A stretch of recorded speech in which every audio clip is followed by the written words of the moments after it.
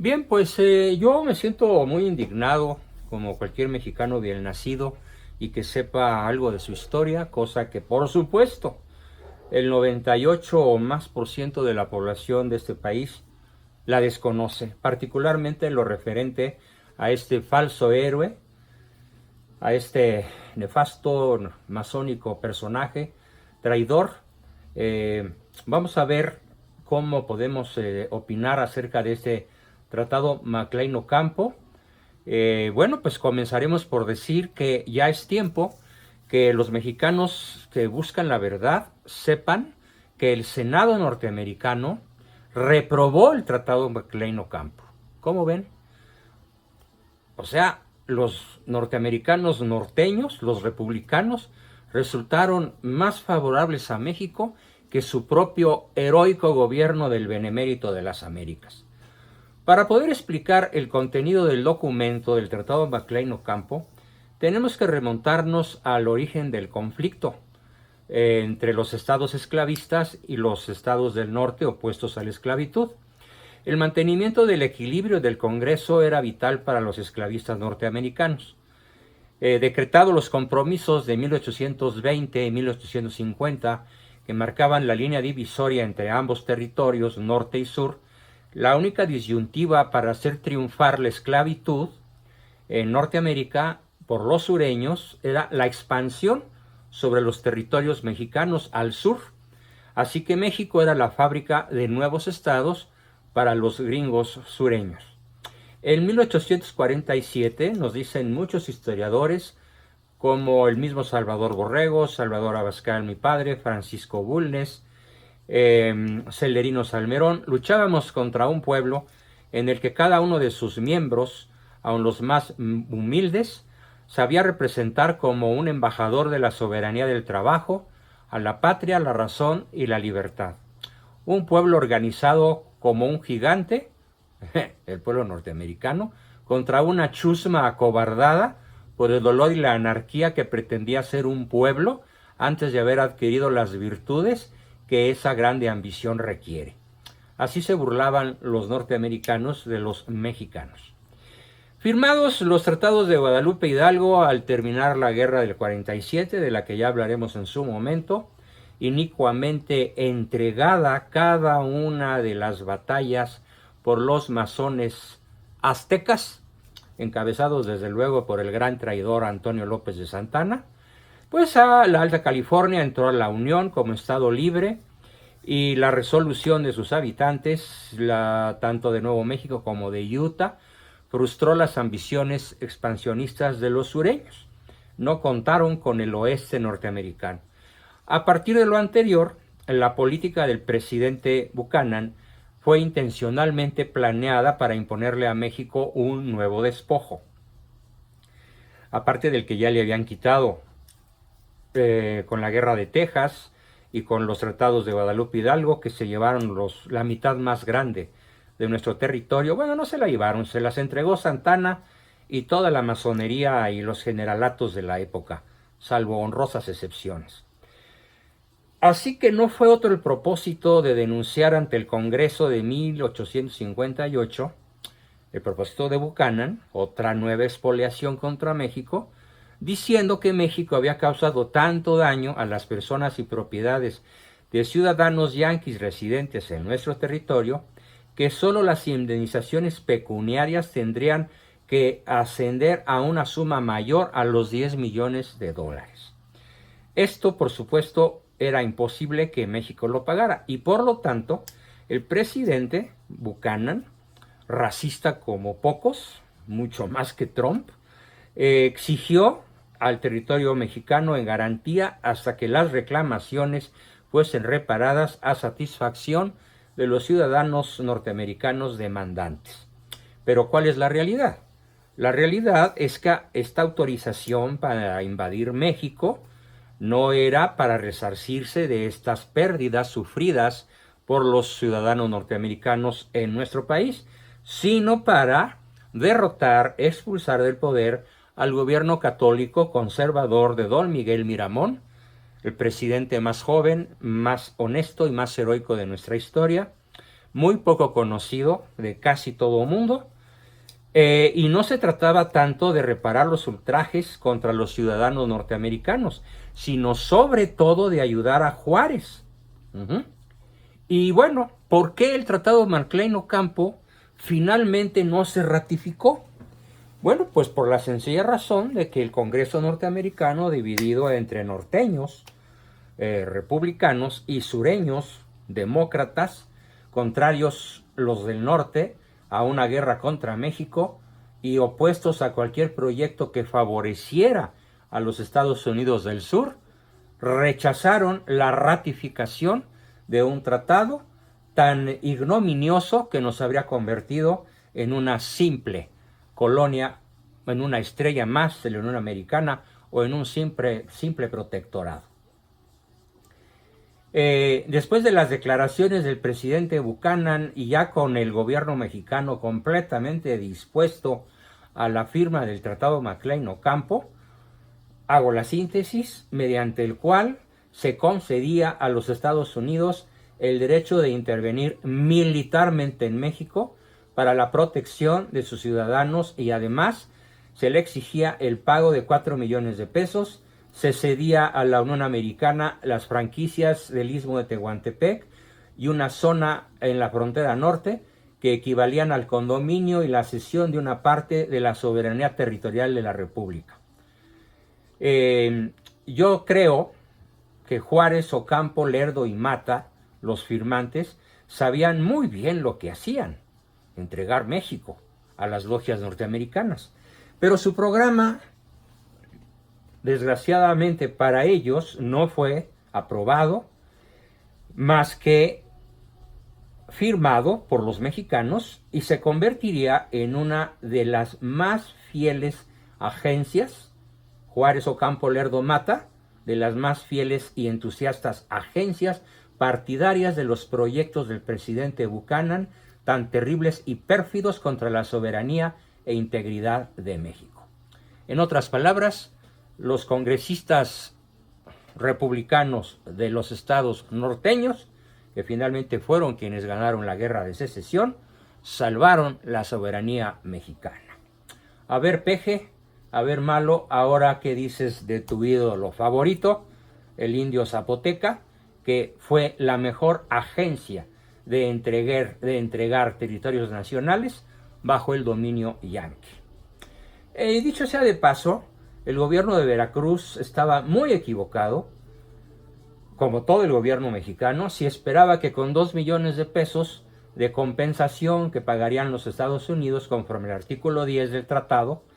puesto que los otros dos se iban a aplicar a las indemnizaciones, pensaban tontamente que iban a lograr la pacificación y el engrandecimiento futuro de la patria mexicana.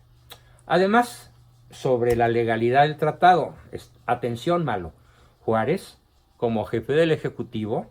carecía de facultades legales para firmar tratados, carecía de facultades para ratificarlos y para ponerlos en vigor. La Ley de Facultades Extraordinarias, ya caduca desde abril de 1858, autorizaba al Ejecutivo a obtener recursos para la defensa de la integridad e independencia nacional, en tanto que el Tratado Maclean-Ocampo sacrificaba la integridad y la independencia nacional. Así que Juárez sabía muy bien que estaba traicionando a México en lo más profundo de su integridad territorial y ciudadana, por supuesto. Repito que discutido el tratado en el Senado norteamericano fue rechazado.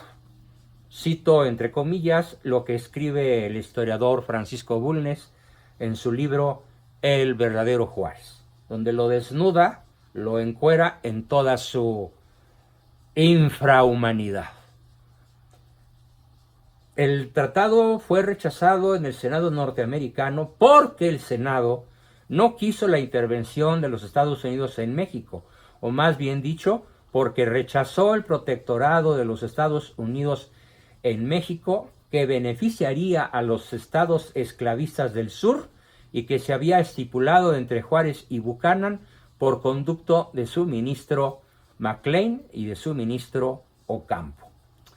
A criterio de este mismo historiador Francisco Bulnes, tremendamente honesto, a pesar de que supuestamente Juárez fue su amigo, la decisiva reprobación del tratado fue la que escribió William Seward, quien en aquel entonces declaró a la prensa: el partido llamado Liberal en México hizo del tratado Maclean Ocampo, ojo, está hablando un gringo, repito, el partido llamado Liberal en México hizo en el tratado Maclean Ocampo concesiones tan vergonzosas a los intereses esclavistas del sur, a base de intimidar o comprar a los hombres de la esclavitud. Este señor William Seward concluye al que tenía que oponerse toda persona de bien sistemáticamente a la política de Buchanan, quien se declaró a favor del gobierno constitucional de Veracruz, es decir, de Benito Juárez, que ya había secuestrado las naves de Miguel Miramón, pero no para retenerlas en México, sino que pidió ayuda a la Marina norteamericana para seguir siendo el presidente, derrotar a Miguel Miramón, salvar el pellejo y haciendo que los barcos norteamericanos extremadamente superiores en calado, en tonelaje, en potencia de fuego, en longitud, en tamaño y en número de marinos de guerra, evitaron la derrota pues de Benito Juárez en Veracruz, remolcaron las naves de Miramón a Nueva Orleans y Juárez siguió siendo el mandamás invencible, cuando menos durante los 17 años que duró su tiranía. Los escritores conservadores y los escritores realistas, como su servidor, afirmamos que al haber pedido Juárez ayuda a los buques norteamericanos contra las naves de Miramón, traicionó a México y atentó contra nuestra soberanía. Los historiadores liberales tratan el asunto muy superficialmente, como gatos sobre brasas, o lo justifican como una tremenda exigencia de las circunstancias, o para su conveniencia omiten del todo esa tétrica y negra página escrita por Juárez. Bulnes afirma contar con suficientes elementos para establecer la verdad y llegar a la justicia. Para ello, acude al fallo de la Suprema Corte de Justicia de los Estados Unidos, donde resulta que los barcos capturados en las aguas mexicanas no podían ser considerados piratas, como dijo Juárez, y que Juárez, si hubiera sido un buen mexicano, habría podido reclamar la violación del territorio mexicano en aguas mexicanas, y que de manera rotunda los barcos estadounidenses no tenían derecho a llevarse a las naves de Miguel Miramón, que estaban registradas bajo el nombre de Tomás Marín. A primera vista se advierte, sin mayor análisis y con mayor análisis mucho más, se advierte que Juárez tuvo una terrible y gravísima responsabilidad en este asunto. Don Francisco Bulnes nos aclara que en primer lugar no le correspondía al jefe del Ejecutivo, en el supuesto caso de que lo fuera legalmente, que no lo era,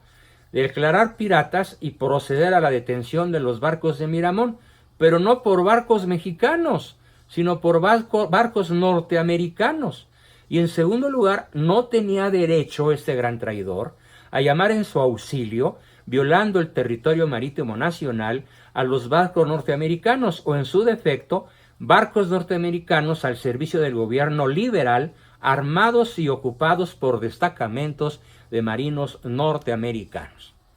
¿Qué quiere decir esto? En pocas palabras, que Juárez salvó el pellejo y pudo seguir siendo el jefe máximo durante varios periodos presidenciales más, gracias al absoluto apoyo del ejército y la marina norteamericanas, no por otra cosa, más porque así les convenía a los planes masónicos que desde entonces y desde muchos siglos antes ya venían manejando los jefes supremos del nuevo orden mundial, los jefes supremos del Supremo Gran Sanedrín sionista. Así que Juárez es un lacayo del nuevo orden mundial desde mitades del siglo XIX. Tiempo después, cuando en 1868 el dueño de los barcos, Tomás Marín, presentó ante el gobierno de los Estados Unidos la reclamación por el atentado del que fue víctima el 6 de marzo de 1860, pues su demanda fue rechazada. En opinión del comisionado Wadsworth, la captura de los buques conservadores, ojo, otra confesión yanqui, la captura de los buques conservadores de Miguel Miramón fue hecha a instigación del gobierno de Juárez y desaprobada por el gobierno de los Estados Unidos. En otras palabras, resulta que el mismo presidente Buchanan no tuvo más objeto que proteger descaradamente a Juárez, interviniendo en los asuntos interiores de México para imponer a México a su protegido y explotar abiertamente su protección a beneficio de su partido. En opinión de Bulnes, pues, Juárez se adelantó a los acontecimientos, puesto que lo peor que le pudo haber sucedido a su gobierno de Veracruz era quedar bloqueado por los barcos de Miramón. En tal caso, había que afrontarlo y pedirle al gobierno norteamericano que desconociera el bloqueo y atacase a Miramón, el presidente católico y conservador, que nos hubiera podido librar de la maldición que es Juárez para toda la historia del México posterior a él. Esta clase de protección no era vergonzosa para Juárez, por supuesto que no, pues era un trato en lo oscurito de las logias masónicas, ni ignominiosa para el Partido Liberal, que va, ni denigrante para la soberanía mexicana. Nada más yo quisiera que se trajeran esa misma escena a este momento, en el cual el presidente malo, derrotado por las fuerzas católicas de este país, se refugia en Veracruz y pide auxilio a la Marina norteamericana de Nueva Orleans, que con misiles, naves supersónicas y todos los armamentos ultra avanzados que posee ahorita la Unión Americana y que la hacen campeona mundial de armamentos avanzadísimos, pide la ayuda del pejidente para que se derrote al ejército católico que trata de restablecer en nuestro país pues una cultura centrada en la vida, la familia y la defensa de nuestra fe. Pues eso es lo que podría hacer el pejidente Juárez, el pejidente malo, si en un momento dado se viera acorralado por las fuerzas de la derecha, que él llama fifís, neoliberales, conservadores y toda clase de insultos, para conservar el poder masónico y seguir avanzando su proyecto de la cultura de la muerte, protegiendo a las pandillas LGTBI, protegiendo la legalización del aborto, el matrimonio igualitario y todas las demás barbaridades contra natura que ya sabemos que hoy son el programa de Benito Juárez, es decir, de Manuel Andrés López Obrador. Bueno, pues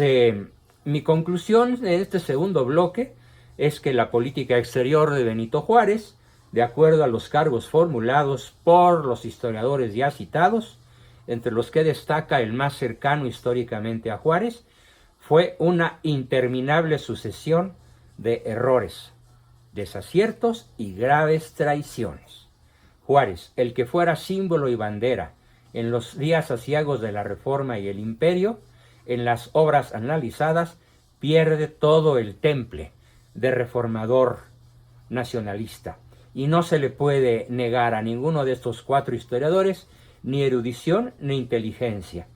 Estos cuatro historiadores, Abascal, Bulnes, Salmerón, Trueba, tuvieron y tienen en forma sobresaliente, pero en su estilo fogoso y elegante, una forma de atraparnos a los lectores, de tal manera que ya vale de una vez la pena que nos vayamos dando cuentas